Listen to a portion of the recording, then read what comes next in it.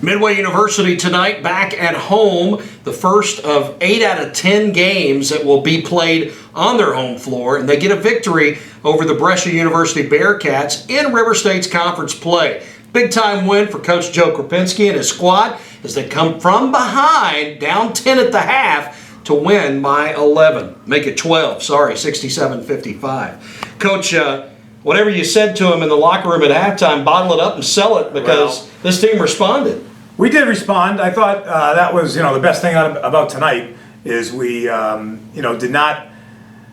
Boy, I felt like we were ready to play, and we got some good shots early on. We just didn't make them, and then when that happened, I think our focus or intensity level, or whatever, went a little downhill. And Brescia played really well in the first half, and we just couldn't find the basket, and we have to get better at that. Playing through those spells because we've had them before, and I'm sure we'll have them again. But it was a good job by the guys coming out and making a few adjustments and really kind of seizing the game at the start of the second half. Eagles shot 11 of 34 in the first half for just 32.4%, but even more dismal was the three-point shooting, 1 of 13 for 7.7%. Coach, I've been around this game almost as long as you have, and I would say that teams that are missing shots, they have a momentary lapse before they think, oh, that's right, I got to get back on defense. Well, yeah, I think, yes. I think like we talked about, I think that's the place that we need to get to, is that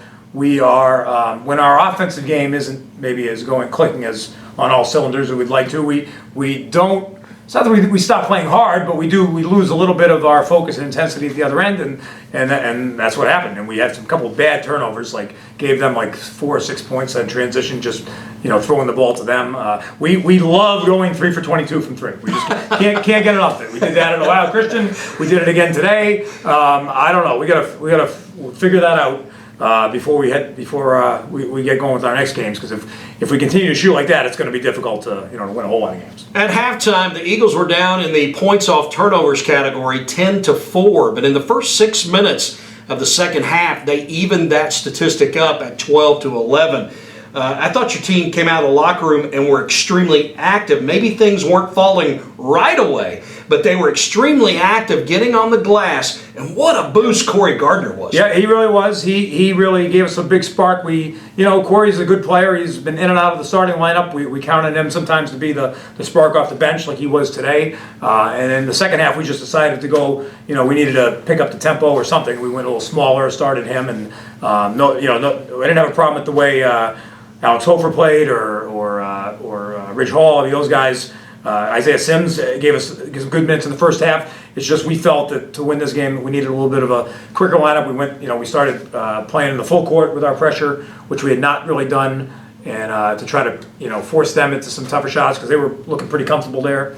And that really did turn it around for us, I thought. And a couple of baskets, a couple of turnovers, and the next thing you know, it's an even game, and we were able to kind of take it from there. Again, a tale of two halves, because at halftime the Eagles had 8 turnovers. They only end the game with 12, so only 4 second-half turnovers. None of those bad ones that you were talking about in the first half. Yeah, but way better with that. I thought we attacked the zone a lot better to start the half. They went to some man-to-man, which we were a little more comfortable against, and most of our a lot of our plays really did come out of transition, though. It was getting a turnover, forcing a missed shot, and getting a rebound, and we have a pretty athletic, quick team. I mean, if the times that we get stops at the other end, we have a good chance to convert. So we just need to continue to work on that, and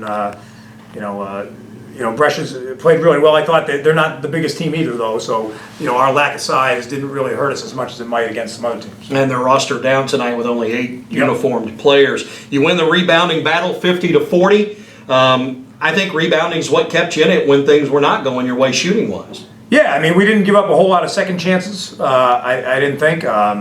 They scored on, again, it was turnovers, or they made some tough shots in the first half. And then, Tay Smith, he's an excellent player. He made some really difficult shots there down the stretch to keep them within striking distance. Those fadeaways, unbelievable. Yeah, tough to guard those guys, and we knew he could do that. I mean, that's on the report. He does that. What I was really happy with was Rico Tate. I thought did a great job on him, forcing him into those shots. If he was going to make those tough 2-point shots, credit to him, but we did hold him to 1 for 5 from 3, and he's a 45% 3-point shooter. He's one of the best shooters we've played against this year.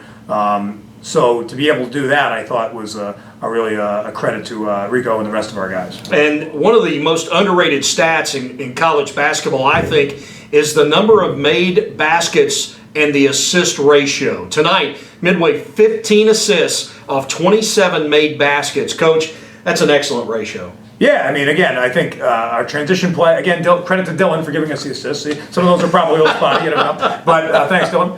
But no, I think we did, we do share the ball, and I think, against the zone, it does lend itself to moving the ball off the pass a little more than maybe, against man when we tend to pound the ball into the ground a little bit too much. So when you play zone, you're more likely to make a pass. I thought we had some decent interior passing a little bit in the first half, and then in the second half, when we started to get the ball a little more in the high post, I thought we were a little more effective. Raekwon Evans, 22 points, 17 rebounds, another double-double for the senior out of Louisville. And I thought your team in the second half, it was Charles Dickens out there, tale of two halves, right? Yeah, it was. Something that you mentioned, they have 8 guys in uniform. I'm sure they wore down a little bit because of that. I think the pressure really helped us in that effect. But yeah, Quan was spectacular. Was a real force inside and didn't let them get any easy layups. When he was there on the help side, he blocked a few shots. He started he's very good at rebounding the ball and starting our break. Right.